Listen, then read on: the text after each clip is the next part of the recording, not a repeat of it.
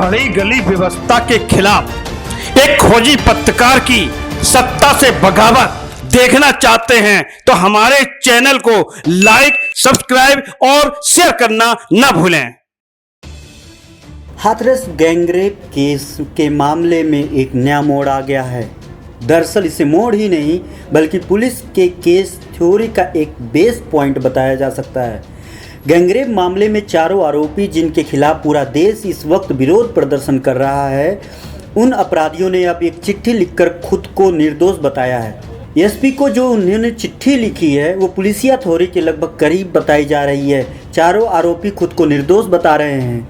उनका कहना है कि जिस लड़की की हत्या का दोषी मुझे बताया जा रहा है, दरअसल उसके हत्यारे हम नहीं बल्कि उनके खुद के घर वाले हैं। यानी हाथरस की बेटी का गैंगरेप नहीं बल्कि ऑनर किलिंग हुआ है। इसकी सच्चाई क्या है ये पुलिस और सीबीआई जांच के बाद ही पता चलेगा।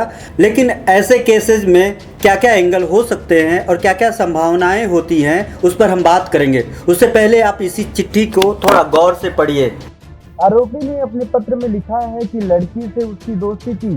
ये बात उसके परिवार को पसंद नहीं थी। घटना वाले दिन मैं मौके पर था लेकिन मुझे लड़की की मां और भाई ने घर भेज दिया था। बाद में मुझे आरोपी बनाकर जेल भेज दिया गया। लड़की के साथ उसकी मां और भाई ने मारपीट की जिससे उसकी मौत हो गई। मुझे 20 सितंबर को झूठे मुकदमे में जेल भेजा गया है। मुझ पर आरोप लगाया गया है कि गाँव की एक लड़की के साथ गलत काम और मारपीट की गई थी जिसके बाद उसकी मौत हो गई। इस झूठे केस में अलग अलग दिनों में गांव के 3 अन्य लोगों लवकुश, रवि और रामू को जेल भेजा गया। वे मेरे रिश्ते में चाचा हैं।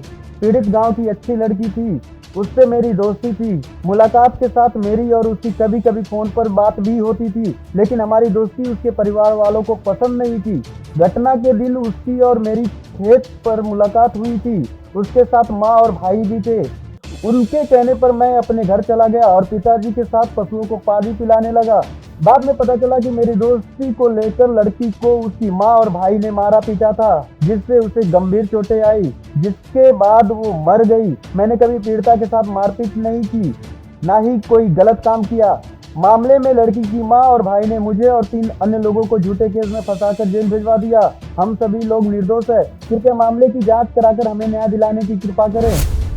चिट्ठी तो पढ़ लिया आपने, आइए एक्सपर्ट से बात करते हैं। एक ऐसी एक्सपर्ट जो ऐसे केसों से हर रोज 2-4 होती हैं। देखिए, जो इस समय हाथरस में घटना हुई है, इससे पहले 2 घटनाएं उन्नाव में हो चुकी हैं। एक तो कुलदीप सेंगर वाली और उसके बाद एक उन्नाव की एक और लड़की थी। ठीक है, तो दिक्कतें ये हैं कि जो लड़की युवा होती हुई लड़की है, अगर उसके संबंध अपनी मर्जी से अपना एक फ्रेंड सर्किल बन रहा है और अगर उसके भाई बहनों को या माँ को या पिता को वो चीज नहीं समझ में आती है, तो भारत में जो नॉर्मली आप घटनाएं देखते हैं, जो अखबारों में टीआरपी बढ़ाती है या न्यूज चैनल में टीआरपी बढ़ती है, वो दहेज हत्या की, शादी के बाद की हत्याओं की बनती है। ऑनर किलिंग की बहुत कम होती है, क्योंकि ऑनर किलिंग को वो जातिगत रूप दे देते हैं, राजनीतिक रूप दे करके उसको अलग तरीके से, जो हमारी वर्तमान सरकार उस समय की जो भी होगी उसके खिलाफ उनको एक टूल मिल जाता है कि इस घटना को आगे बढ़ा करके किस तरह हम आम जनता के बीच में इनको डिफेम करें, यानी उनकी छवि को धूमिल करें।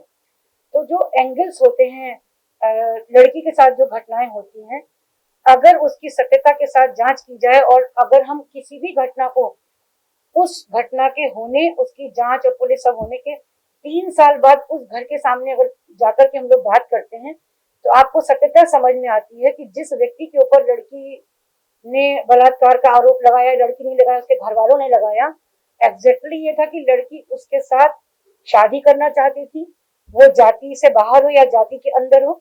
जैसे आपने उन्नाव वाली घटना दूसरी वाली देखी, तो जब उसी हमें आपको उन्नाव वाली घटना का ही जो सेकंड वाली थी, उसमें बिल्कुल सत्य ये सिद्ध हुआ। वो लड़की यहाँ रायबरेली के पास किसी लालपुर या किसी गाँव की लड़की थी।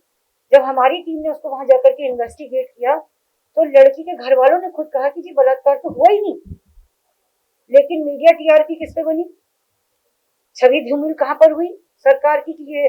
और सबसे बड़ी चीज है, जो पुलिस ऑफिसर्स अपने काम को कर रहे होते हैं, तत्काल उनके जो निलंबन का एक आदेश आता है, आप उस पहलू पर भी सोचिए कि पुलिस ऑफिसर अपने समय, वो ट्रेंड है, आईपीएस है, toughest exam of the world IAS को क्वालिफाई करके कोई व्यक्ति आईपीएस बनता है, उसको भी पता है कि विपरीत स्थिति में हम किस तरह की चीजों को हम उसको टैकल करेंगे। तो उस आईपीएस अधिकारी के निर्णयों को, उसके तत्काल जो उसके काम होते हैं, उनको बाद में इन्वेस्टिगेशन किया जाएगा। फिलहाल इसको निलंबित करो, क्योंकि मीडिया का एक बहुत बड़ा उसके ऊपर दबाव है।